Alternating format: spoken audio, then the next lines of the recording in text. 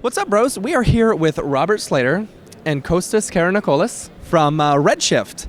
We're super excited to talk to you guys because there's been a lot of buzz, especially around the Maxon booth and all around Siggraph about Redshift and really what it's come to offer. We're Cinema 4D guys, you know, and I believe you're the Cinema 4D. Yes, I am. All right, so you're just the man to talk to. He's our guru.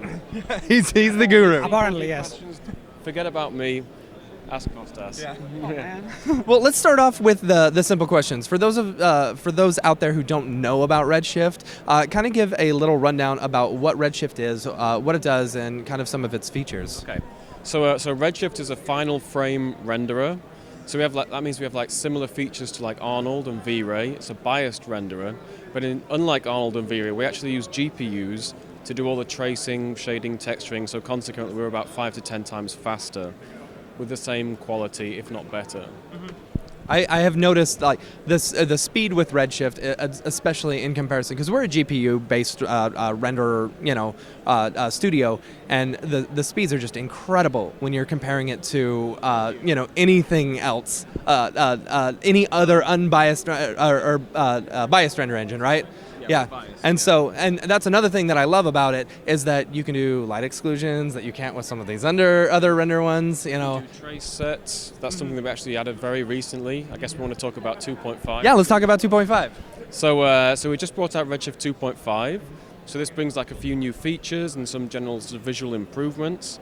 The first improvement is like we've improved our unified sampling so that we can get better noise cleanup in like bright and dark areas of the image. So it renders like faster than it would in Redshift 2.0. We have some new technology to handle Fireflies. I don't know if any of you guys out there know what Fireflies are. Yeah, they're the little tiny speckles of, and it's the thing that exactly. You're hitting your head against the desk about. Yeah. So, instead of having to like throw tens of thousands of samples to try and get, we have like what we call like a glossiness or roughness clamp. So that gives you kind of the same kind of specular reflections that you would get if you'd use tens of thousands of samples, but using maybe 500 samples. So you get a much faster result, much quicker, and the more sort of vibrant look. We have some new particle technology in Redshift 2.5. So previously all you could do with particles was instanced meshes. With 2.5 you have like simple particle primitives like spheres.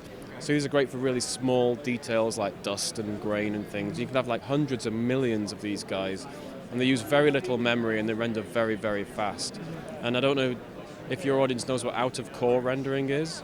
I'm sure there are some of them, but for those who aren't in the know, Out-of-core means, man. So Redshift is an out-of-core architecture, which means that it doesn't really matter how much memory your video card has. You could have like a 4 gig card, 8 gig, 24 gig. If you could have you could throw like a 70 gigabyte asset, which we've heard actually from some of our customers, and Redshift will just chew through it. It doesn't matter. You'll be able to render with it. I've used some other render engines, GPU render engines, where yes, and even with like 3 1080s or 4 1080s, I've hit that limitation where you just run out of memory. And it's like, sorry, you can't do anything else. There are no limits with Redshift. And I think that's a big selling point with Redshift for those who are really worried about because sometimes, you're forced to go to a higher poly mesh or something and dealing with these bigger scenes and stuff. So basically from the very beginning, that was our goal. We wanted to basically target like the sort of high quality production renders for like movies, and so don't have these kinds of barriers. So we basically did out of core from the very beginning. It was very important to us, so that there were no limitations like that. Now, if I'm not mistaken, I saw an article today talking about the release of 2.5, and the C4D one has been in alpha for probably about a year, a little over a year. C4D has been 2.5 only. Oh, okay. And so we had like a very long alpha period because we wanted the feedback from like the C4D artists to come and like say, well, can you make this more C4D like? I don't understand how to use this. So we got lots of feedback. I mean, for example, very recently we added some new shader nodes. Okay. We added like a new compositing shader node for lots of C4D guys were asking for this. So I actually wrote it for them. And they're very happy. Yeah. I'm sure Chad Ashley is just over the moon for it. Yeah, Chad, yeah. Well, we had dinner with him the other night. He was very happy. We added what else was there? Triplanar. Yeah, triplanar, nice. Yeah, so yeah, very, very handy. So I mean, these two nodes we added very recently in 2.5, because we really care about what the artists want. We want to give them the best tool set, for them, so they can do their work and do it super fast to be able to get the best quality that they want out of Redshift. That's awesome. And so, correct me if I'm wrong, but is C4D the 2.5 version? Is that out of alpha? I saw an article today, and I'm looking on your the pamphlets that you're doing. Yeah, it doesn't say that it's in production anymore. So, yeah. It's out of alpha, yeah. So basically, the alpha officially ends the end of August. But right now, anyone can download a demo version of it and try it. I've been using it for a long time anyways, and it's like we're calling it alpha, but it's basically like give us the ability to tweak and change things, so it's like as C4D like as possible, and has like the smoothest workload without actually causing too much trouble to people actually already using it in production kind of thing. But now kind of like stabilizing things, and I said, okay, you can have it now, you can try it and tell us what you think, and maybe you can fix more things and make it even more C4D-like. So yeah, it's more like a title rather than actual a level of of quality kind of thing, right? I mean, we could call it anything really. Gamma. Yeah. I mean, Zeta, Omega, whatever. Come on, give some Greek Come on, letters. man, I just gave you one. Omega, man. That's the only one I Now know. we're in the Omega version right now for the last part of the month. Just that little in between. Let's see, what else was I going to ask? So here's another thing. Pricing.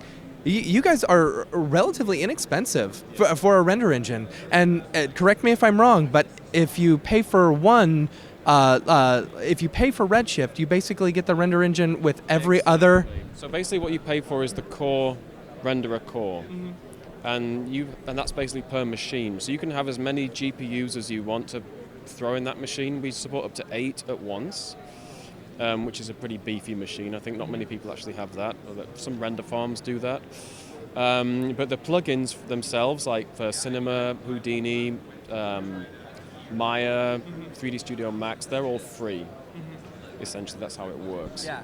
And I think that's really good for studios, especially because if you've got one guy working in Cinema 4D, one guy working in 3ds Max, just being able to pay that one price is excellent. Not like some of the other render engines where you're buying one and then you're buying a whole new license of another one. So it's also like because you can use like certain DCCs are better for certain things than others, so you can actually mix and match and see I want to do something in Houdini like a simulation and then just bring it in and use it for something else. So it's like also use case. It's also very. A lot of that from our larger customers. They use basically, as Costa said, they use Houdini to do all that smoke and fire effects, and then they do the rest of it and bring it into Maya, and then they just work with Maya, and And that's very convenient, especially for some of the independent artists as well who are using Houdini and doing that. So, having said that though, as a final thing, I mean, we do actually support TFD and X particles in our plugin already. So if you have a TFD, you can actually use it straight away in C4D right now.